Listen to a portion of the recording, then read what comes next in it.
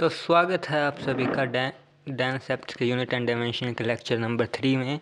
ये जो सीरीज़ चल रही है वो बेसिक सीरीज़ चल रही है और अभी आप जो हो मिडल में पहुंच चुके हो इस चैप्टर के यूनिट एंड डायमेंशन के। आज के इस चैप्टर में आज के इस लेक्चर में हम जो है प्रिंसिपल ऑफ होमोजेनिटी को कंप्लीट करेंगे। प्रिंसिपल ऑफ होमोजेनिटी इसे कंप्लीट करेंगे। पिछले चैप्टर में आपने जो डायमेंशंस पढ़े थे उनको रटने की ज़रूरत नहीं है, वो 2 साल का टाइम है, 2 साल में अपने आप याद हो जाएंगे। और वैसे भी मैंने जानबूझ के सारे नहीं कराए हैं क्योंकि इनके फिर इंटरमीडिएट लेक्चर और हार्ड लेक्चर भी आने वाले हैं। उसमें पूरा मैं बता दूंगा कि क्या क्या करना है क्या क्या नहीं। अभी सिर्फ बेसिक है जिससे आप प्री मेंस के सवाल आराम से कर पाओ, वो समझा रहा हूँ। और ये 3rd लेक्चर है बेसिक सीरीज़ का यूनिट एंड डायमेंशन की। मैक्सिमम 2 लेक्चर और लगेंगे या फिर एक ही, बस फिर ये चैप्टर कंप्लीट हो जाएगा। फिर एक पी वाई क्यू का लेक्चर आएगा बस, और फिर हम चले जाएंगे नेक्स्ट चैप्टर पर जो है वेक्टर। अब आज के इस लेक्चर में हम बात करें कि प्रिंसिपल ऑफ होमोजेनिटी ये होता क्या है। तो इसे जो है आसान सरल भाषा में हम सीखने वाले हैं। प्रिंसिपल ऑफ होमोजेनिटी कुछ नहीं है। मान लो अगर a is equal to B plus C है तो a का डायमेंशन और b का डायमेंशन और c का डायमेंशन तीनों इक्वल होंगे। तो dimension of a is equal to b is equal to c, तीनों का डायमेंशन सेम होंगे। मतलब सबट्रैक्शन में जो है वो डायमेंशन मतलब सेम डायमेंशन वाली चीज़ तो ही ऐड करोगे ना। मान लो अगर एक साइड मास है 10 kg और दूसरी साइड है 10 सेकंड, ये तो ऐड होने से रहे।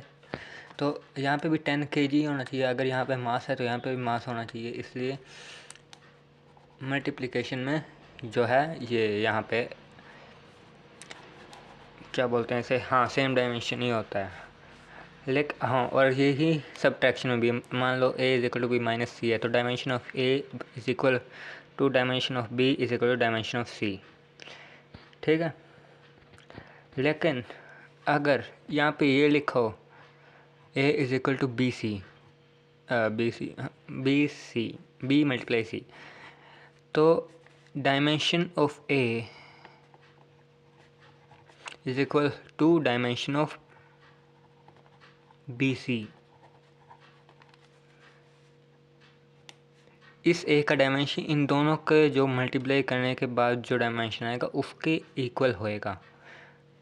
ये नहीं करना यहाँ पे क्योंकि मल्टीप्लाई में मल्टीप्लाई ऐड हो जाते हैं। 10 किलोग्राम इंटू 10 सेकेंड इनवर्स, ये ऐड हो जाते हैं 100 किलोग्राम पर सेकेंड इनवर्स, 100 किलोग्राम पर सेकेंड, ये ऐड हो जाते हैं, ठीक है। बस यही है सिंपल सा प्रिंसिपल ऑफ होमोजेनिटी।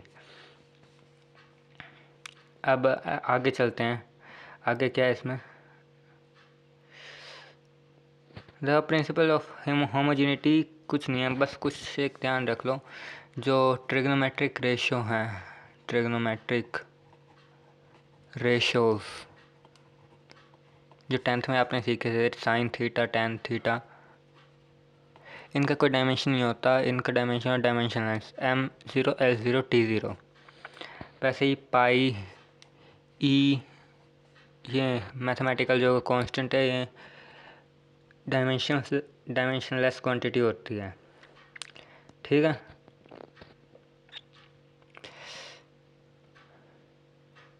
अगर इन नंबर को अगर हम किसी फिज़िकल क्वांटिटी जैसे वेलोसिटी से मल्टीप्लाई करेंगे तो वेलोसिटी का डायमेंशन सेम ही होगा क्योंकि ये तो डायमेंशनलेस है। बस ये ध्यान रखना है इस प्रिंसिपल ऑफ होमोजेनिटी के इस पार्ट में। चलिए अब आगे चलते हैं। आज क्या क्या करने वाले हैं इसका इस्तेमाल करके।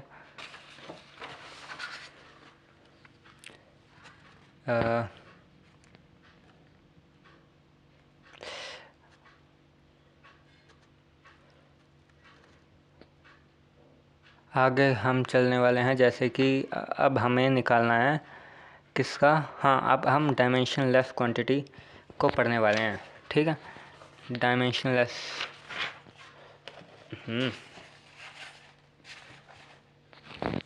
हाँ, डायमेंशनलेस क्वांटिटीज।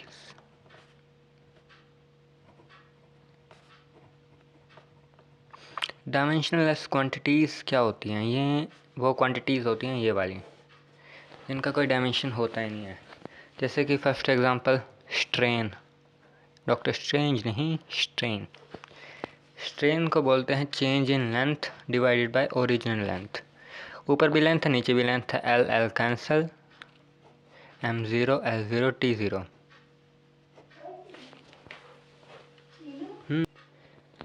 चलिए अब नेक्स्ट क्वांटिटीज़ पे बात करते हैं। नेक्स्ट है एंगल।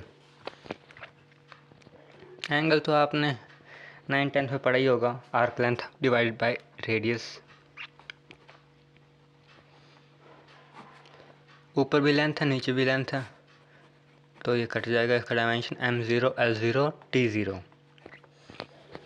ओके, अब नेक्स्ट पे चलते हैं। नेक्स्ट है question. Question, if a physical quantity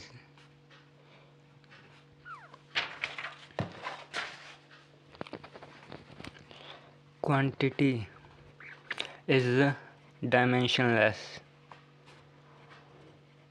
is it true that it must have no units?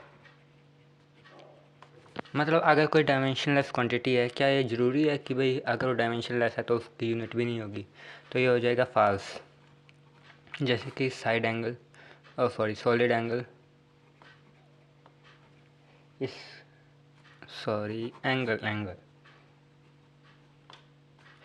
Angle की यूनिट होती है रेडियन, और सॉलिड एंगल की भी होती है,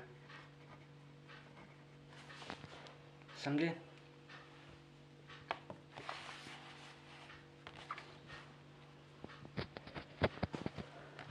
देखो, अब इसका इस्तेमाल कहाँ पे किया करते हैं हम? प्रिंसिपल ऑफ होमोजेनिटी का इसका फर्स्ट रूल है, इसका हम फर्स्ट इस्तेमाल करते हैं to find dimension formula of unknown physical quantities. To find dimensional formula of unknown physical quantities, जैसे कि ग्रेविटेशनल कांस्टेंट, इसका फॉर्मूला हो जाएगा Fr² divided by m1 m2। और अब हम यहाँ से आराम से निकाल सकते हैं फोर्स का mLt-2, r² मतलब l² है, डिवाइडेड बाय m1 m2, तो m2 ये आ जाएगा m-1, m ऊपर बच गया, और l3 और t-2। कैसा लगा?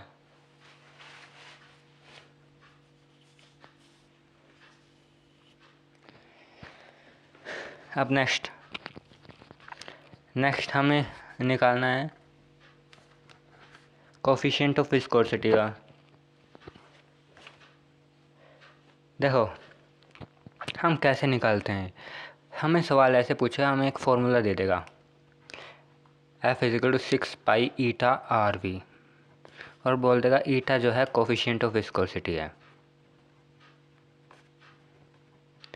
और इसका अब जो है आपको क्या करना है, इसका डायमेंशनल फार्मूला निकालना है।